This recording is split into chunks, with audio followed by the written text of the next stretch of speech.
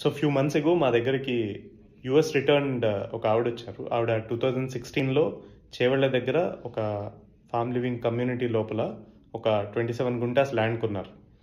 So చాలా తెలిసిన వాళ్ళ దగ్గర కొన్నారు. ట్రస్ట్ వల్ల వాళ్ళు ఎప్పుడు కొన్న తర్వాత రిజిస్ట్రేషన్ పేపర్స్ ఆవిడ చేతికి ఇవ్వలేదు. అండ్ మ్యూటేషన్ చేసుకోవాలి, ఈ ఒక పాస్బుక్ ఉంటుంది, ఈ ప్రాసెస్ అంతా ఆవిడకి తెలియదు.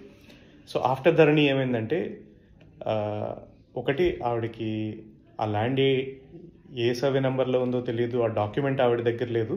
ఈ రోజున ఎవరైతే ఆవిడకి ల్యాండ్ అమ్మారో, లేదు మాకు ఆ ల్యాండ్ వెనక్కి ఇచ్చేసేయండి, మిమ్మల్ని లోపలికి రానివ్వము, మీరు ఏ ప్రైస్కి అయితే 2016లో అమ్మారో 10 లక్షలకి ఎంతో అమ్ముంటారు, ఈ రోజున అదే ప్రైస్ మీకు ఇస్తాము, మాకు అది వెనక్కి కావాలి అని ఫోర్స్ చేస్తున్నారు, లోపలికి రానివ్వట్లేదు.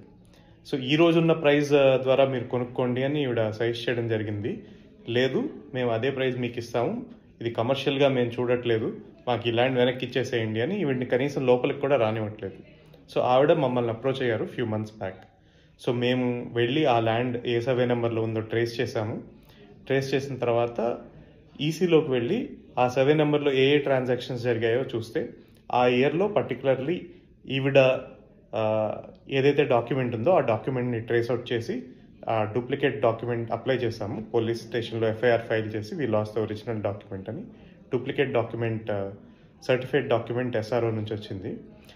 బేస్డ్ ఆన్ దట్ డాక్యుమెంట్ అది తీసుకువెళ్ళి కలెక్టర్ ఆఫీస్కి అర్జీ పెడితే సో కలెక్టర్ మ్యూటేషన్ అనేది చేశారు.